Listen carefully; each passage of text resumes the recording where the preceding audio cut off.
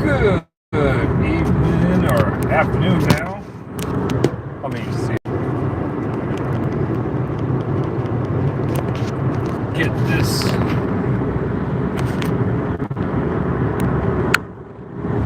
this set. I am doing the discount Matt Farah right now.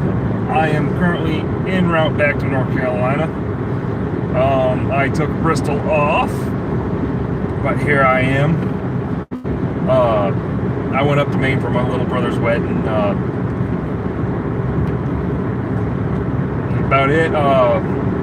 Currently driving the rental car back from Maine to North Carolina. Stopped in Massachusetts, filmed the car. So eventually I'll get that up. I should move that over a little bit. Hand's not in. Big meaty hand's not in there. But this Corolla has a nice little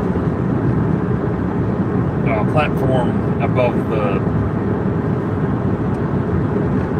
radio that the phone's sitting perfectly on. So as long as I don't have to slam on the brakes or anything like that, that should be good. Westphalia Volkswagen Bannigan right there. Yes, I am driving. Sitting there trying to behave, doing the speed limit, and basically, so yeah. Get into my discussion for this week. Bristol was this weekend. IndyCar's coming up later this afternoon. The Pocono. I always seem to miss the Pocono race every year. It's a shame because Pocono. I saw the race. I was able to watch the race that Justin Wilson died in, and the racing there for the IndyCars always seems to be a good show. Because it's the same package, and I guess they did tweak it a little bit for Pocono, but it's the Indy 500 package. So typically puts on a good show. Willpower on pole, I guess I'm pretty sure it was on pole. I didn't see anything from practice or anything like that. So, and then basically the only other news I got that I'm going to talk about is. There was some more. For whatever reason, I'm going to continue to talk about IndyCar for a few minutes. But Santiago Ferrucci, I think that's how you say his name, the young American that was a Haas development driver. I'm trying to. Okay, come on, let me in, Super. Get out of the passing lane now that I got room. I don't want to be one of those guys. But basically, got himself kicked out of GP2 or F2 now. Basically, got into it with his teammate. But basically, he was highs with him. His ambition. Anyways, Dale Coyne announced he will run. Looks like I think a third car. With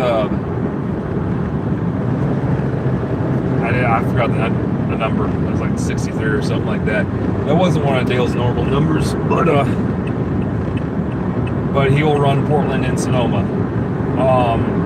Maybe he runs full time next year for Dale. We'll see. Did all right at Detroit from where I remember it. He did get in that hard wreck, but he got dumped. But anyways, but yeah, got a lot of money behind the kid. He'll be racing something. He'll probably be an IndyCar because you got money, you can go play an IndyCar. And right now it's PaySafe, which is his sponsor. Which I don't know if there's a family connection or not. I haven't done the research enough, but they've been sponsoring Dale all year at the 19 car. So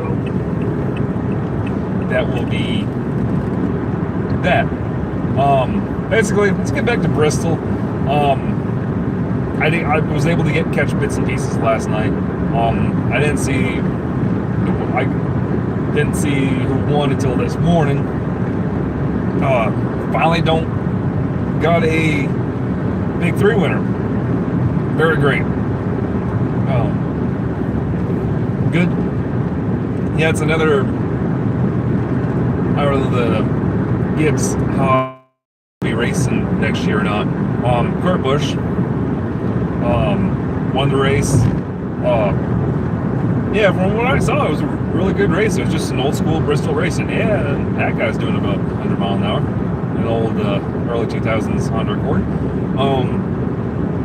But yeah, a lot of beating and banging, and lap traffic was a factor, and a lot of wrecks, which the fans love. The race got both Bristol races this year started off with a big wreck at the start. This time Kyle Busch got turned and spun, and back of the pack kind of piled into him. A lot of cars got taken out. Greg Golden kind of arca braked into it. Michael McDowell got taken out. Yeah, it was like a 10-car wreck. It was the same style of wreck we had in the spring race. Kyle made a hell of a comeback. Was coming up, got up to the top 5, I think top 3. Was charging back through, and then probably the most talked about moment from the night, he dumped Martin Truex Jr. Maybe been a little bit of racing incident, but they were racing hard. It was about 40 laps to go, something like that. They were racing hard for their position. Martin came up a little bit.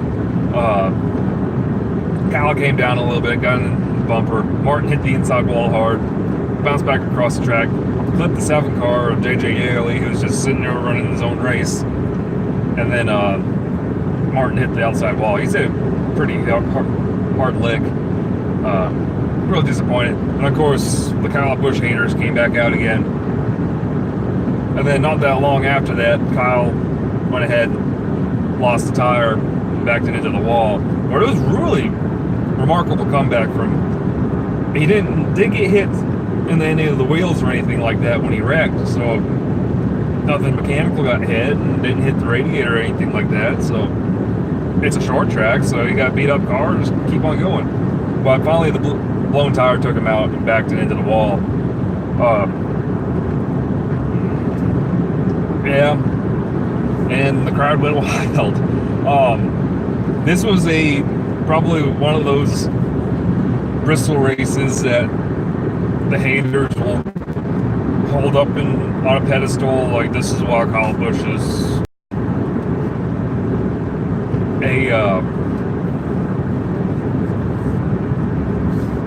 a scourge on our sport. But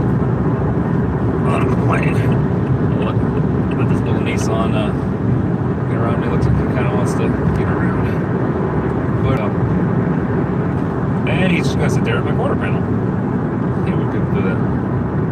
But anyways, now real big thing that came from last night was that and I launched it. And I figured I was going to do that. But basically, Bristol, there's only one way in and out of the track. Through the tunnel or across the track, which they'd run with each other. The gate in turn 3. So, after the nice festivities every night, all the fans sit there and they gather at the gate to watch everyone leave. Between the drivers and the haulers and everyone like that. Well, one drunken fan, decided to take it into his own hands and apparently tried punching Kyle. And there was some mischief involved. And yeah.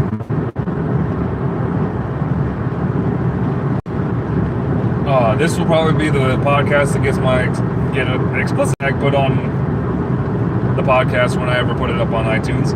But yeah, fuck that guy.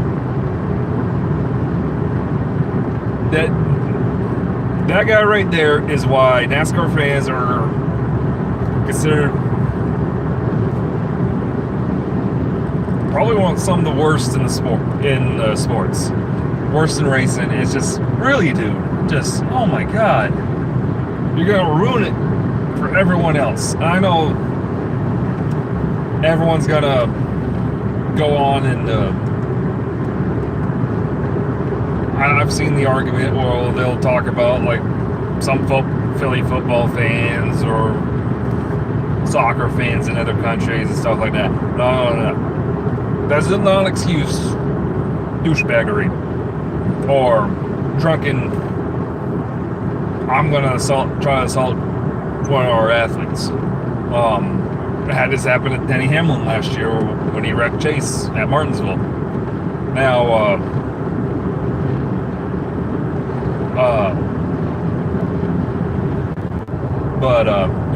who's now by far the most popular. But Kyle's so hated. Anytime he does anything, you get the.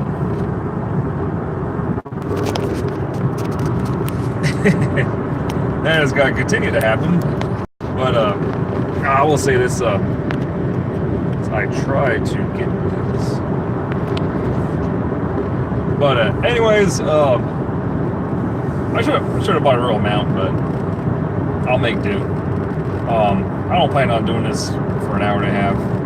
I'm driving through Connecticut, so there's a bit of traffic, but it's actually been a pretty decent drive through Connecticut. I got through Hartford pretty easily, which is rare.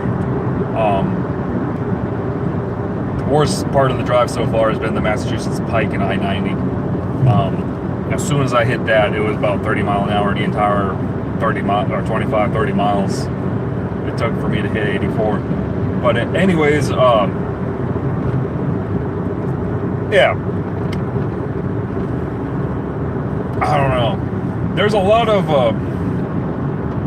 resentment towards NASCAR fans by the guys in the sport, and here I go, we're coming to a stop. But welcome to Connecticut. I've jinxed myself. If I wasn't using the phone to record this, I would probably have had the traffic data up so I could anticipate this, but luckily I saw it coming before but I'm just gonna make do. But there's been a lot of resentment towards I wouldn't say the casual fans, but the real diehards who are the loudest in the sport.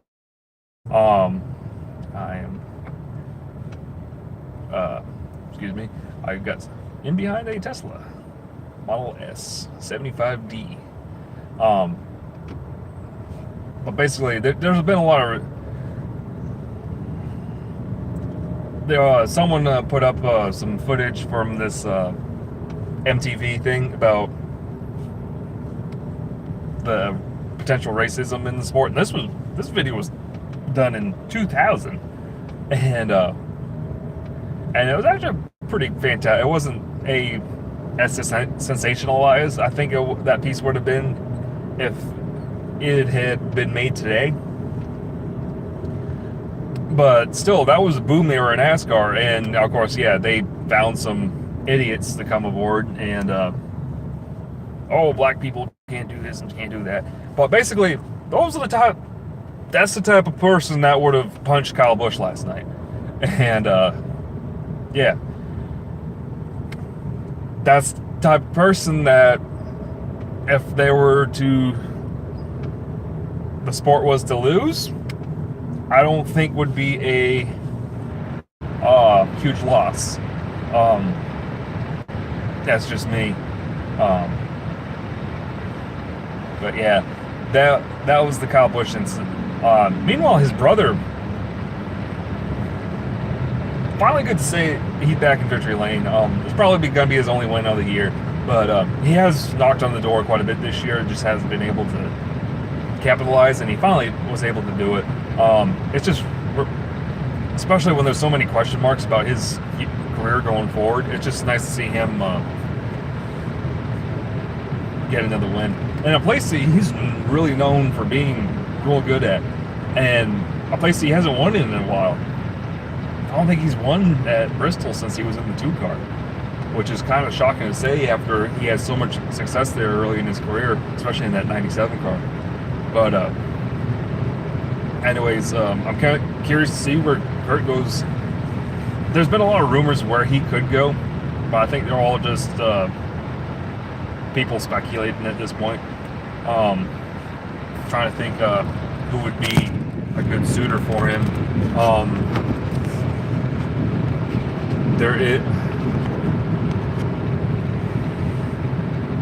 Look at potential open seats right now. There's potential that Martin may not even be in the 78 car next year. But Kurt kind of left that deal high and dry to go to Stuart Haas. So I don't see that happening. What else we got? Penske's full, but that would never happen. Hendrick's full. Yeah, sorry, I gotta kind of hold on to this. Notification going off. But I think that Childress would take him if he was to bring sponsorship over there, or even a Roush. Would he go back to Roush at this point? Because remember, he broke a contract to get out of that deal, to go to Penske, and but Roush is at a point they don't got leadership, and they don't got they got Matt Kenseth, but they don't got the sponsorship at the moment to have him full time. So I think Kurt in that seat would help them, another veteran driver, to help bolster that program.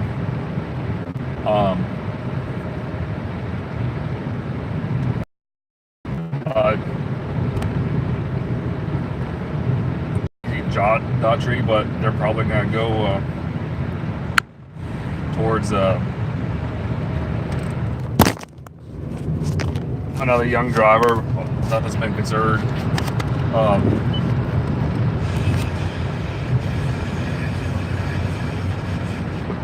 Go away. Touch me.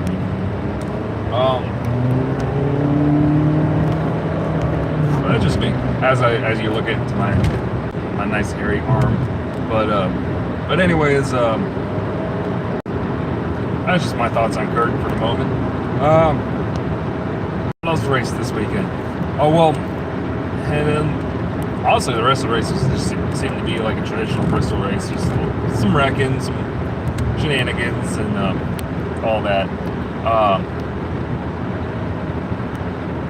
Well, we had a race this week. Bristol Modified. They moved modifies and trucks up to Thursday this year at the request of a lot of fans been requesting for that. They did, and from what I heard, it kind of turned the logistics of the whole place into a nightmare, because Xfinity had to go in on Thursday too, so we had 3 series trying to work that place. Yeah, people, there was a reason why the truck race was always on Wednesday. Truck and modified race was always on Wednesday. It was because there's no room for 3 divisions. There's barely enough room for 2 divisions there. And yeah. But anyways, modifieds raced. Justin Bosignor won again. He's probably a pretty safe bet he'd win the championship this year. Trucks raced later that night. As I say, multiple more times. But Johnny Sauter finally he won a bunch at the beginning of the season, and then was really consistent, and then he just couldn't seem to win. It seemed Brett Moffitt was out snookering him every week, but he finally got himself another win. Further bolstering, if he doesn't win this championship this year, it is going to be a huge disappointment. It'd be, I think, Dennis Setzer 2005 levels of disappointment. He's just been that good and he's won that much. But he has to deal with the chase, the current style chase we got. And traffic. I'm going through Waterbury right now, and I should have planned this ahead. I should have planned this ahead a little bit. But anyways, but yeah, Sauter won. I'm trying to think for a second. Now I'm drawing a blank. But it was a really competitive race weekend for the truck series too. Originally it was supposed to be like 42 trucks were on the entry list, but a lot of the back markers a lot of them kind of saw the writing on the wall and withdrew. Ray Ciccarelli was supposed to be in the Zero truck. He withdrew. I don't think his truck was going to be ready anyway, as they were cutting it close. And then Harmon withdrew his truck for the better. And I just watched someone cut across the exit into the grass. But, and it's off topic as I'm driving through Waterbury. But if you've never been through Waterbury, Connecticut on 84, it is a beautiful, beautiful town. It's a turn of the century industrial town. But everything's brickwork. It's just a real beautiful city. Now driving through it's usually kind of a nightmare, but always kind of taking a pack as you come up over the hill, and you got the whole city laid out in front of you on Mercedes C63 AMG next to me.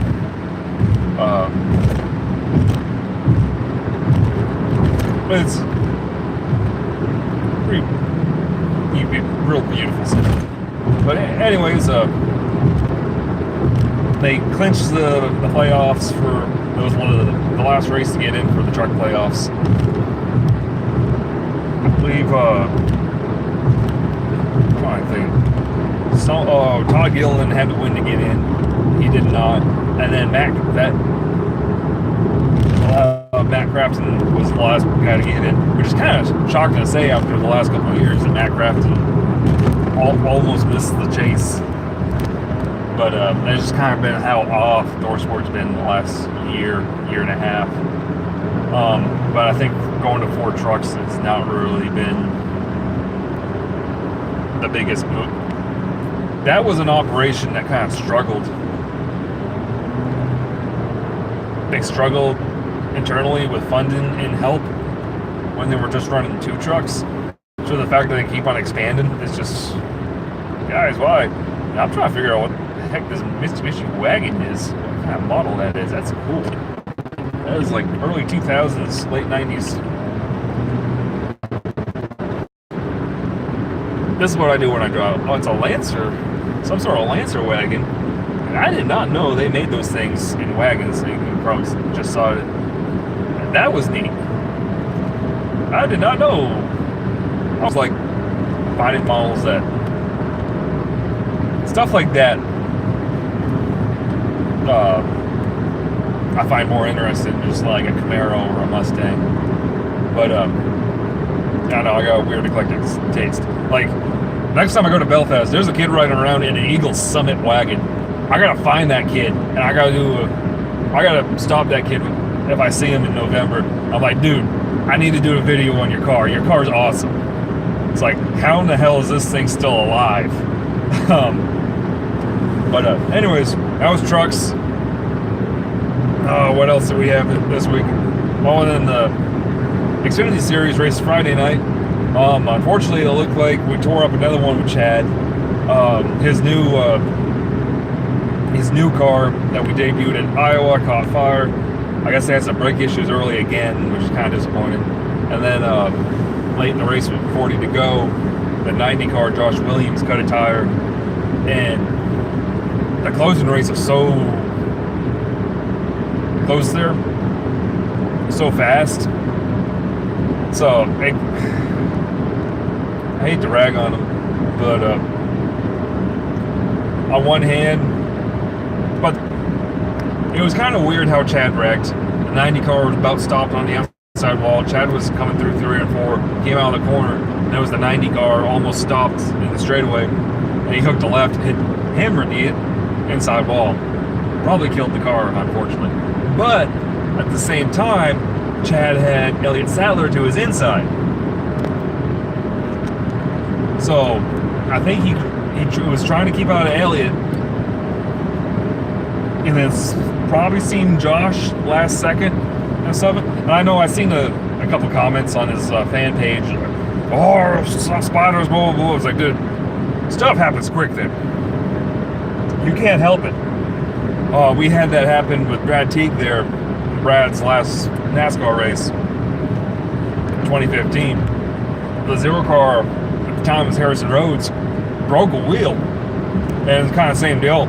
And Brad couldn't stop or react or anything in time because he was 3 wide, because that's the way Bristol is now. Right, and got in the back of him. But that's kind of how that Super Speedway Toyota became Super Speedway Toyota again, because we had to cut the body off of that thing anyways because we ripped the nose off. But yeah, no, the closing rate, fans don't understand. The closing rates are outrageous at a place like Bristol. Even at a place like Salem and Winchester, which you're not going to get a 40 car field like in the Xfinity and Cup Series. But at the same time, ARCA has such a disparity between the fast and slow guys. It's kind of nuts. And you'll see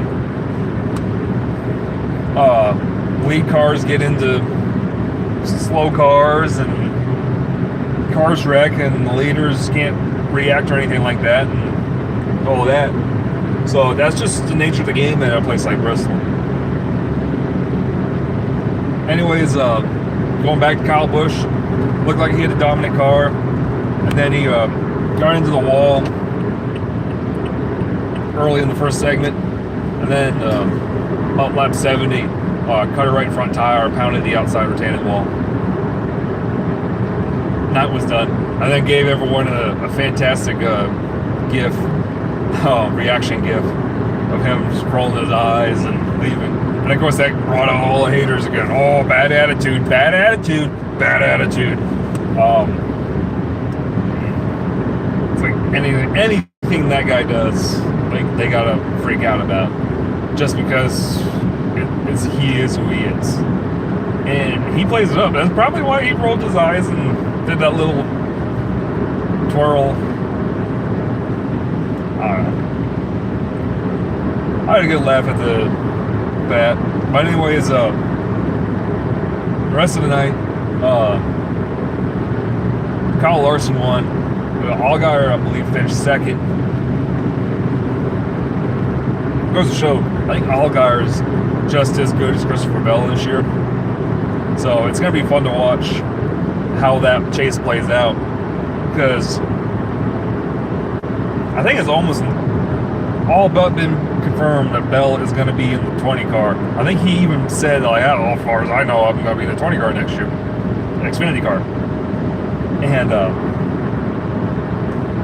so that's, if Christopher doesn't win it this year, I think he's a lock for it next year. It's kind of like Todd Gilliland right now. Todd's really coming into his own as a driver in the Truck Series. He kind of course, it's a different animal than what he's used to. He went from late models to K&N cars, which smaller fields, and they got those spec motors over there. They don't make as much power and bias ply tires. Well, he goes over to the Truck Series.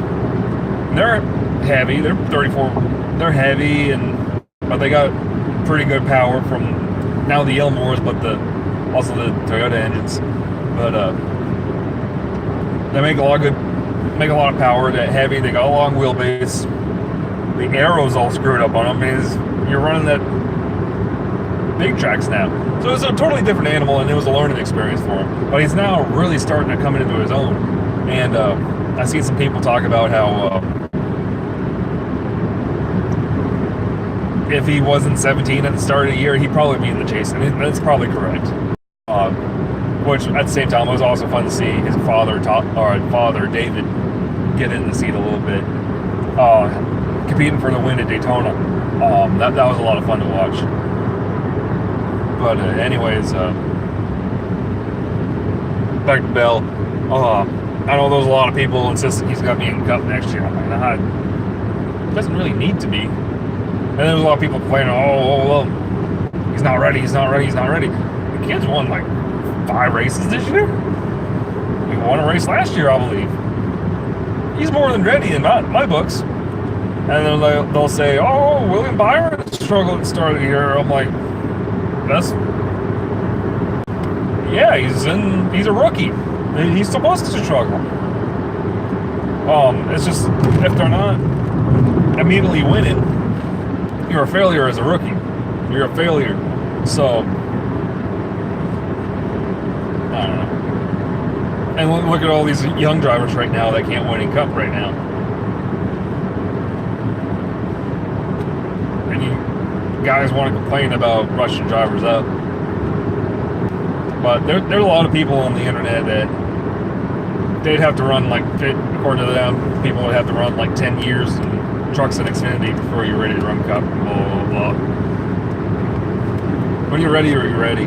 And if there's a seat next year for Christopher Bell, he's more than ready. But it's not going to hurt him to be in Xfinity one more year. Just add up those results. If he doesn't get the championship this year, too bad. He go and try to get it next year. If he wins the championship this year, great. Double up. We haven't had one of those since Martin Truex Jr. But anyways, that's just kind of my thoughts on those. So yeah, the championship I believe is got to be, because Allgaier is really starting to come in. He's been really kind of on fire this year. The guy won at Mid-Ohio, for God's sake. So, yeah, it's going to be real fun to see what this championship plays out between those two drivers. So, anyways, I don't got my notes in front of me. I'm driving. And I don't got the computer in front of me because obviously I'm driving. Or I'll preview next week's races and go through the order. I'd even go through stuff I missed. But anyway, next week I believe Cup is off. The Xfinity Series is in Road America, and I believe the Truck Series is up in Canada. So more road course racing.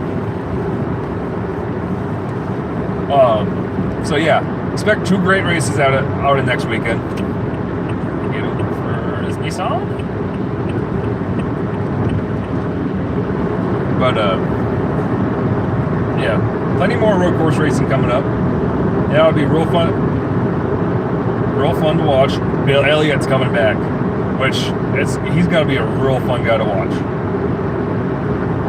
Go ahead, bring it.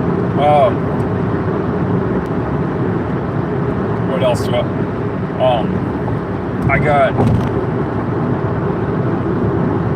channel. I'm going to try to get a little more content out. Not so much racing content. That's what the podcast is for me to ramble, rant and rave, and react to all the hot takes. But I plan on trying to get some actual content out. I've been sitting on that museum video for a while. I was gonna make a vlog of this weekend, but I just haven't really been able to. I was pretty much working all weekend, helping setting up the wedding and all that. So and then of course driving.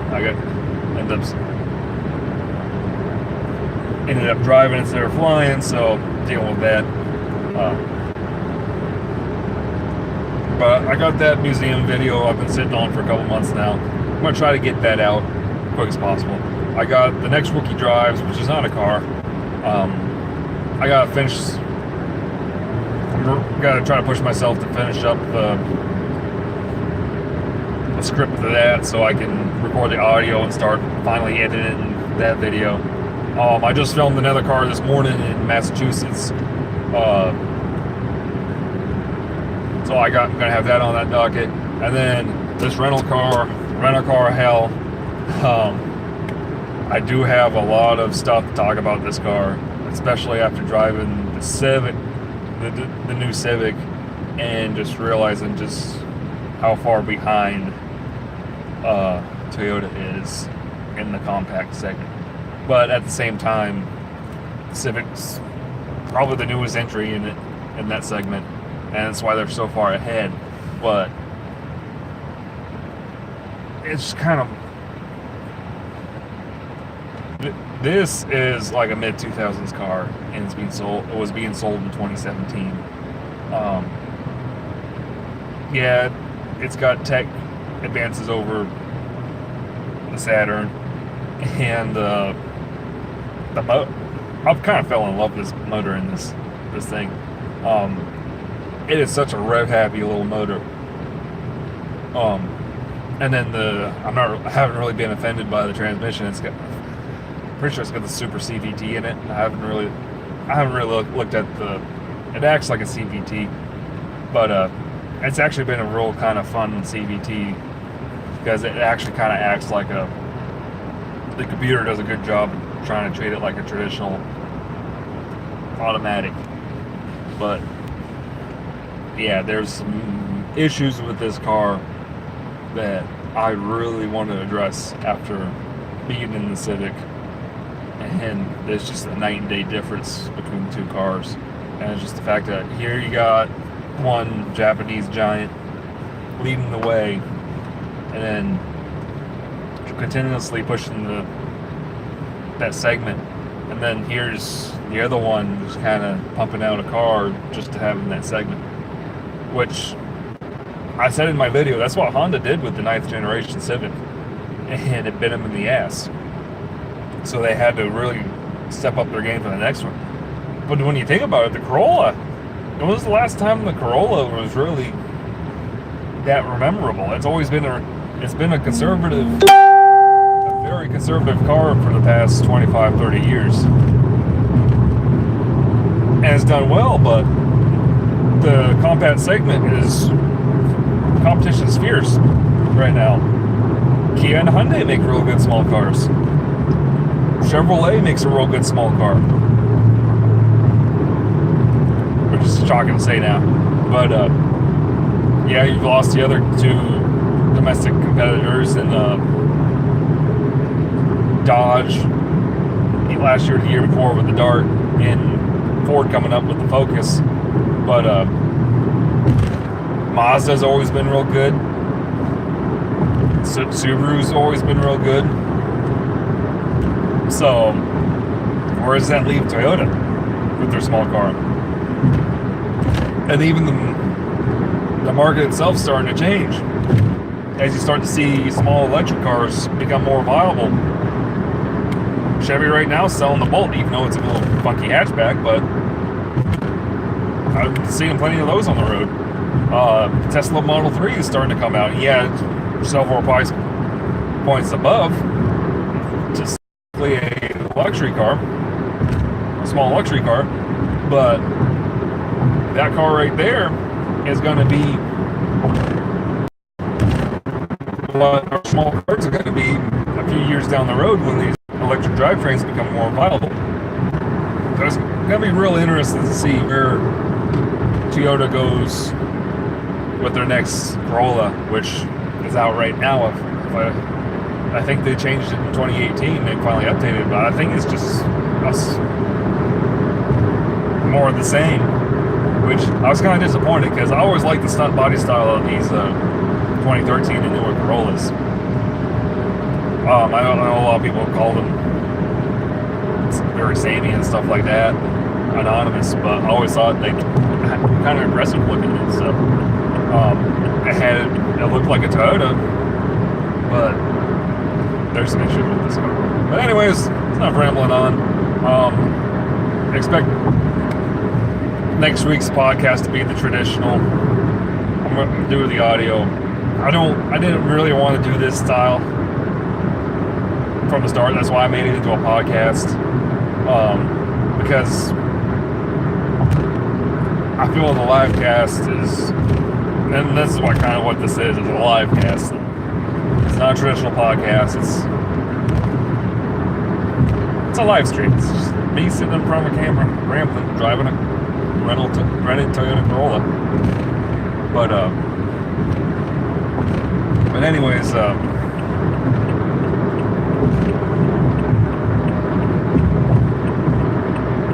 I don't got nearly the following for me to justify doing a live cast. Right now, for that to work, you need a following, you need people behind. You need the audience there to support it. You need the audience interaction to do it in this format right here. I'm just doing it right now out of necessity.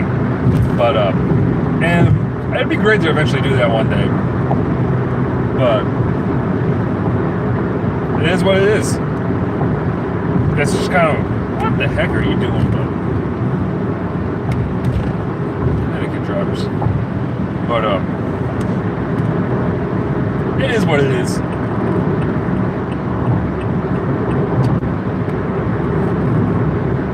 I don't think this is, at the moment, me just streaming myself from the phone is very professional. I think the podcast format, the traditional podcast, fits my low budget production and all that a lot better. And I feel personally I don't have the audience to do this style. The market's flooded with this style right now. It would be nice eventually, but I want to wait before I go ahead and start doing it this way full time, and maybe a job where I'm not working 100-something hours a week. But anyways, but yeah, expect me to start finally getting the actual car content of the channel back going again. As I slowly, summer's been kind of rough, but it's starting to turn back around as we get out of these road courses and start focusing on the oval stuff again. We'll see. But basically, I'm going to have 3 Wookie drives in the bank. And as soon as I get the first one out, then I'll move on to the next one. And then the next one. And then maybe I'll get some... Anyways, that's just me rambling on. I'm getting into Danbury, Connecticut right now. It is a nightmare right now, as Danbury usually is in the afternoon. Not surprised at all, but I'll bring this to a close as I have to start dealing with stop-and-go traffic. Next week will be a traditional podcast, as I mentioned earlier. We'll wrap it up and call it good for today.